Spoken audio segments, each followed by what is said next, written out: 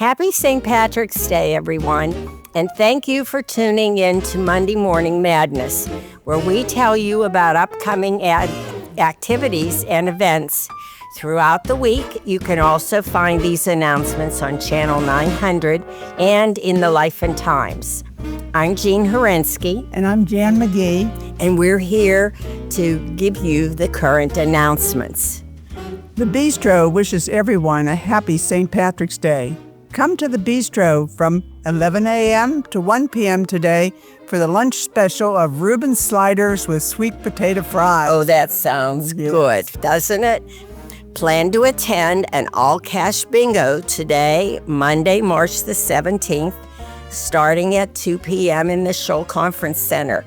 The $15 fee is going to include 6 cards, snacks, soft drinks, beer, and wine. This event is for Passavant residents only, and the proceeds benefit the Passavant Residents Association. Come and have fun with your neighbors.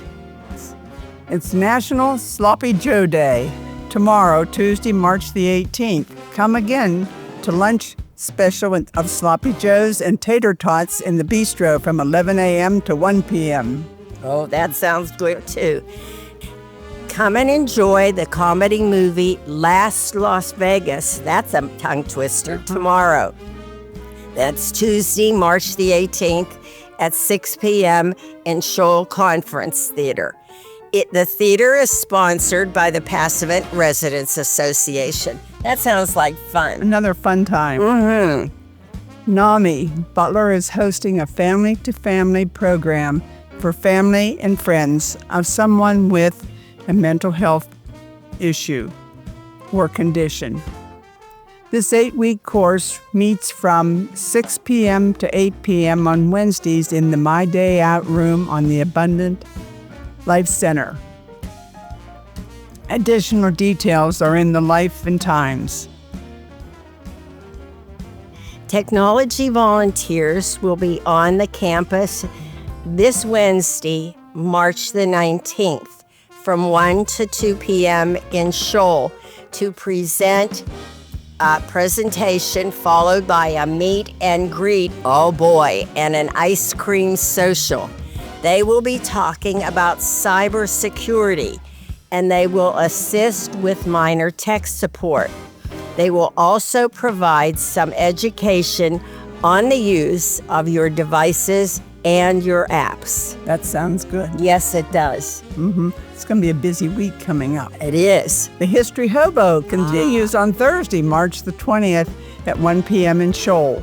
The guest speaker is Sue Morris, and she will talk about where Pittsburgh aviation took off. Okay. Oh, that sounds interesting. Yeah. And the Basement Band Duo is performing in Shoal this Friday, March the 21st at 1:30. So come and listen to them.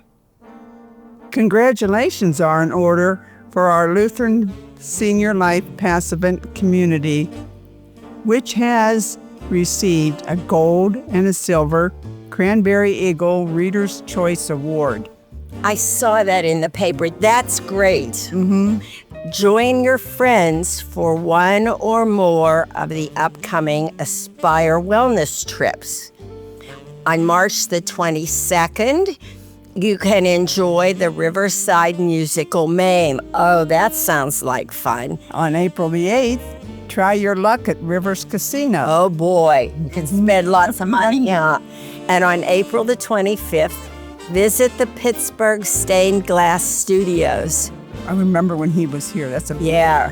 Remember to sign up for these trips in the fitness center. Don't miss out. Sign up today. I think that's a great thing. I do too. A Vietnam Veteran Recognition event will take place on Friday, March the 28th from 10 a.m. till noon at the VA Health Care Center in Butler. My son volunteers. Oh, is it? Their veterans, their families, and caregivers are also invited. The veterans will be presented with a commendation pin and a personal thank you for their service. That's great. I do. Additional details for that are on the slides on Channel 900, so don't miss them.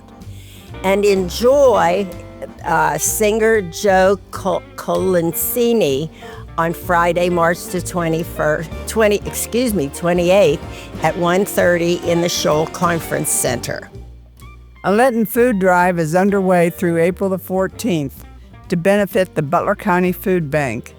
Just put your non-perishable items in the collection boxes or the cart located in the lobbies of Wittenberg, Luther Court, and the Abundant Life Center. That's a good thing to do. Yes, it is. Oh, wonderful. It's tax season, everyone. And free rides will be available for all the residents to the Cranberry Public Library for their free volunteer-led tax service, which is offered by the ARP and the United Way of Southwestern Pennsylvania. Details are on Channel 900. So if you need a ride and need help, that's a great opportunity.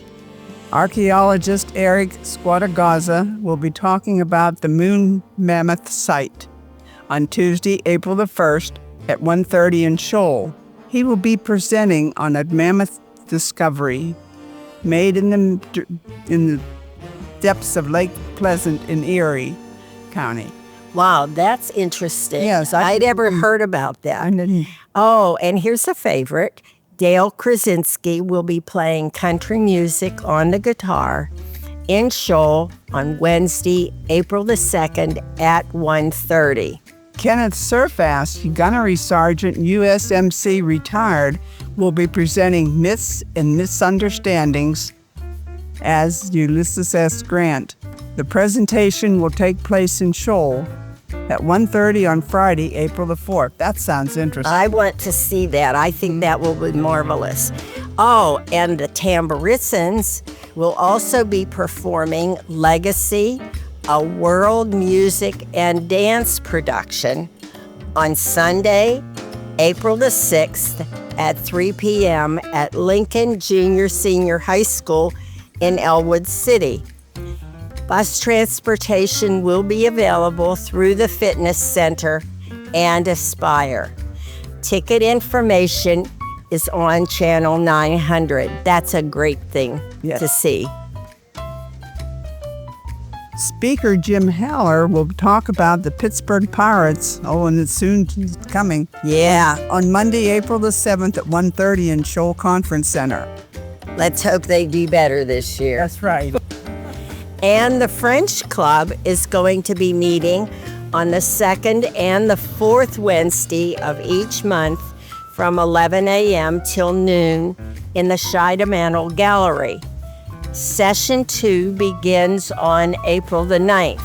So sign up in the Fitness Center for this Aspire Wellness class, whether you want to learn French or learn it for the first time. Parlez-vous français, everyone? You had French. Yeah, a little bit. Latin. The Passavant community meets in the Seaman Chapel at 2 p.m. on the upcoming Sundays. Come and worship and hear the good news of Jesus on March 23rd with Pastor David Bordy, and on April the 13th with Pastor Jim Dumchek. Be sure to put your porch light on at 1:30 if you need a ride to come over to the Passavant Center. That sounds great. It is. It's always a good thing. And a Catholic communion service is held every Thursday at 10:30 a.m. in Seaman Memorial Chapel. Seaman Memorial Church invites you to choose from 3 Sunday services. At New Haven Court, it is at 9:15 a.m. in Seaman Chapel, and also broadcast live on Channel 900 is at 10:30 a.m. and Wittenberg Place is at 10:45. Also, if the weather's too cold for you to attend in person, You can request a bulletin for the 10:30 service live broadcast by calling either 724-452-3694 or 724-452-3602. Volunteers are still needed to transport the nursing residents to Sunday worship in Seaman Chapel. Please call the church office if you can help. This is a great service, and God will surely bless you as you serve Him. They need caring angels. Yes, they do. The Buddha series of the great DVD courses on world religions continues on Mondays at 1 o'clock in the music room. I understand those that are going are really interested in that. And just a reminder that the Bible study and the hymn sing is now held on Mondays instead of Thursdays. Please join Pastor Frida and Jim Pfister at 1:30 in Seaman Chapel on Mondays. And you can nourish your spirit with Pastor Frida on Channel 900 on Thursdays at 7 a.m., 9 a.m., 6 p.m., and 10 p.m. And those are good. Oh, and don't forget, 2 book clubs meet on the 4th Tuesday of each month in the Christ Mediator Chapel on the 2nd floor of the Abundant Life Center. If you are looking for details, they are in the Life and Times. And I think there's openings in both groups. Oh, good, good. The Gently Used shop is open on Tuesdays and Thursdays, and they had their spring and summer Oh, clothes yes. from 10 a.m. to 3 p.m. It's located just down the hallway from the creamery.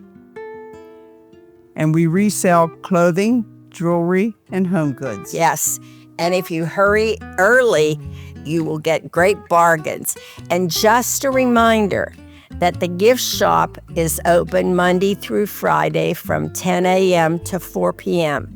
And it carries many of your needs and gifts. Between now and March 21st, you can place your Easter candy order at the gift shop for Anderson Candies. And if you need things, stop down there. They have a great supply of all kinds of things. The Passivant Peace Hexagon project has been rescheduled to April and May. Please complete a reservation form that's found in the Life and Times and send it to by campus mail to the addresses on the form. That sounds like a nice project. I think so too. And just a reminder that the bistro closes at 3:30 p.m. on Mondays until further notice. So if you need something, get there before 3:30. A veterans breakfast is held for all veterans and their spouses on the 3rd Tuesday of each month. It's a nice get-together. And it's at 10 o'clock in the Barron's Inn. Please join in. Thank you for watching this edition of Monday Morning Madness. If you missed any of the information, you always can find it on, on the Channel 900 slides or in the Life and Times. Please continue to watch Channel 900 throughout the week for all the daily updates and the cancellations. My Irish toast for everyone is may the roof above us never fall in, and may we friends gathered below never fall out. Happy St. Patrick's Day, everyone.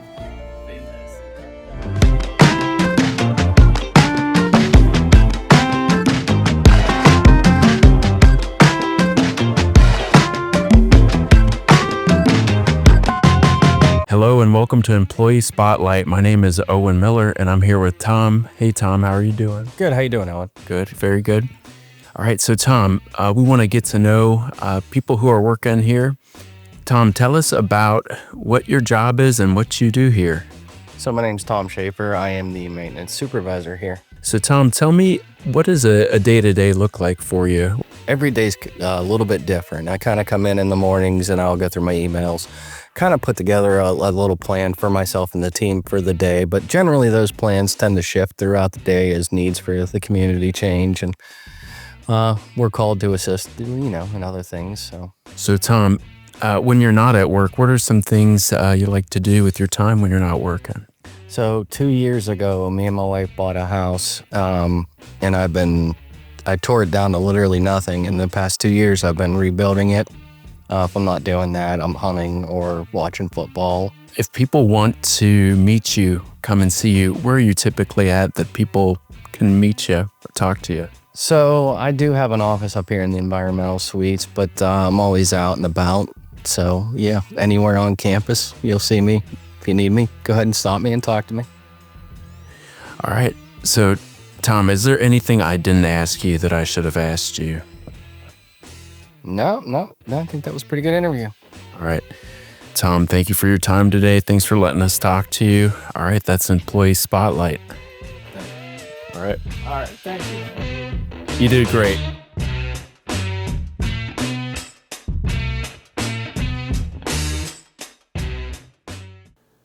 There were many witnesses to the events that took place on that hill outside Jerusalem nearly 2,000 years ago. An angry crowd gathered to be certain that their verdict of guilty be carried out in the sentence of death by crucifixion. A small group of the condemned man's followers wandered about the crowd, still in shock over the injustice being carried out, many of them keeping their identity secret to protect themselves from a similar fate. Some had to be there, those responsible for the pretending to the necessary tasks that went along with an execution. But there were other witnesses there as well. Witnesses we don't usually think about, although vague, were even closer to the events that the crowd. In fact, they actually participated in those events in unique ways. They were the silent witnesses. If only these things could speak, what might they say? They tell us about the events from their viewpoint. Throughout this Lenten season, we will be given the opportunity to hear them. Excuse me, I wonder if you could give me just a few minutes of your time. I feel a little silly talking to a thorn. Yeah, if we were to have a complete picture of what happened here, we can't overlook any sources.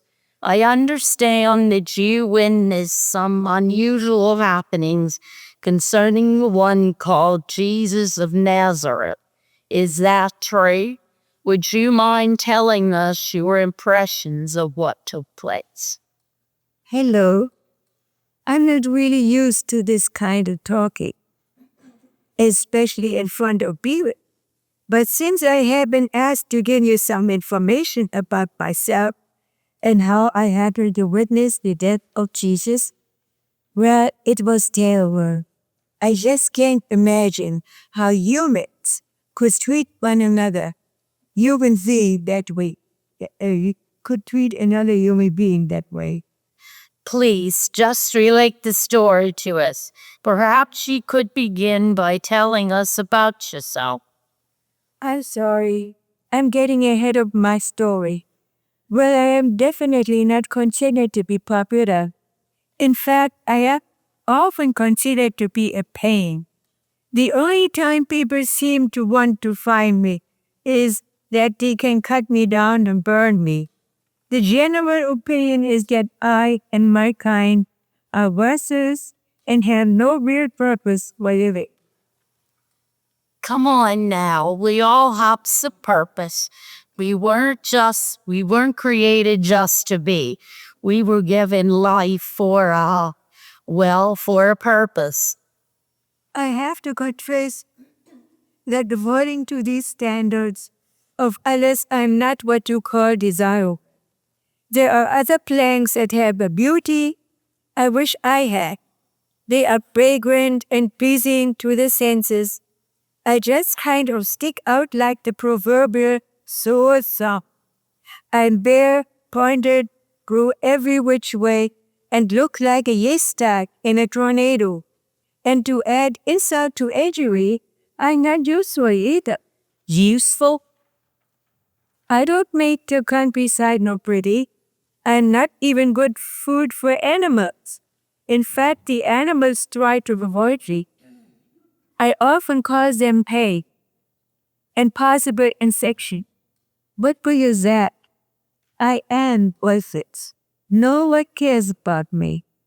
People take my name away if they speak of me at all. And someone wants to describe a person as being ugly, they call them a thorn among the roses. Or if someone has a nagging problem, they say that they have a thorn in their side. Now with that kind of image, how can I be expected to consider myself worth anything at all? Would you be depressed too? Molly, you really are down, aren't you? But please, just tell us what happened. Oh, I'm sorry. Let me start from the beginning. I was just hanging around on the rides, cutting the gentle breeze as it do a Viking, when I noticed some soldiers coming over here toward me. I saw them draw their swords as they got closer. Oh no, this is it, I thought. Today is the last day of what used to be the rest of my life. I was right. They had chopped and cut many of the vines down. The branch I was on was one of those cut and carried back to the barracks. I was surprised they had just said flat to us in the field. That's what people usually get. No, I was surprised that they hadn't just said right to us. That's what people usually get. They have something special in mind for it. Something special? In a scene, I remember was that someone was taking the branches that held us and was twisting them into a circle. We were being woven and wrapped in and out, and I was getting dizzy. What really struck me as odd was that these swords were actually working together for a change, instead of each one pointing and going its own way. We were still a bit disorganized, but at least we formed a circle. Was anything said while this was taking place? As the men were working, I heard one of them say that they were making a plow. I looked around and saw no one making anything that looked like what I understood a fine plow to be. With shoes and gold and beautiful shape, the closest thing to a crown sheet was, wait a minute, you don't think that they were shaping us into a circle in order to make the crown out of us so-called mean and hustling swords, do you? No, that's a shrug one. But that's exactly what they were doing. I think they've been in the hot sun too long. But they were serious. They were shaping us into a crown. What happened then? When they finished, the soldiers took their brilliant attempt at crown making and carried us into courtyard. Wow! Can you imagine what it was like during the wilds? Here I am, a proud, hated crown, being made into a crown and taken right into the middle of the most important government building in the city. Now that's something to make you sit up and take notice. What did you notice? I stretched as far as I could to get a good look at what was going on. It was hard for me to see, since I had ended up on the bottom of the farm, pointing down. That's always the case. on the right and in the wrong direction. That's the story of my life. Oh well, at least I was part of a frog. But what did you see when they carried you in? I was able to see a large crowd gathered in the courtyard. My guess was that some king, or governor, or prince, or somebody really important was going to be crowned with this. I mean, with us. Now, wait a minute. Don't you find this a bit unusual? It's more than unusual. It's bizarre. But please go on. The soldiers carried us into the very center of the courtyard. All eyes were on us. I couldn't see anyone who looked like a king or prince. In fact, all the while, the eater caught my attention was a traveling preacher who was on trial for blasphemy. I had heard those making the crown say they thought he was innocent, but that he didn't stand a chance of getting a fair trial. They said he needed to be taken care of, whatever that meant. Anyway, we were brought over to the preacher, and as we got closer, I had a strange feeling come over me. I can't explain it, but I know I felt it. Here I had to cut down, twist it, and bend, and I should be getting weaker and weaker since my roots were back there in the field. But I was feeling stronger and better instead of weaker and worse. How do you explain that?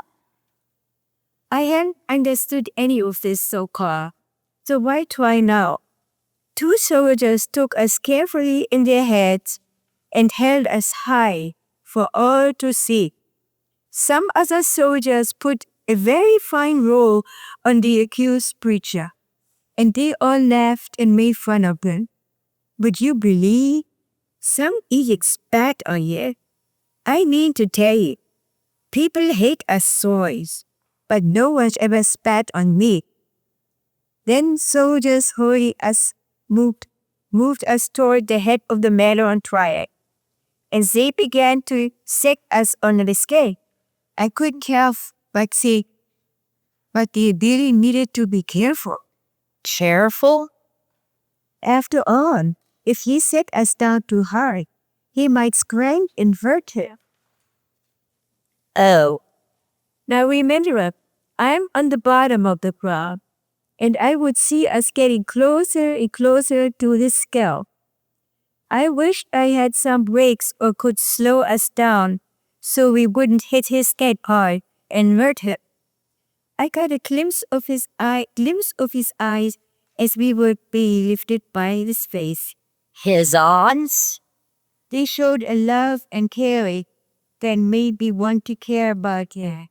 And well, if someone could love them, the least I could do was try not to hurt us.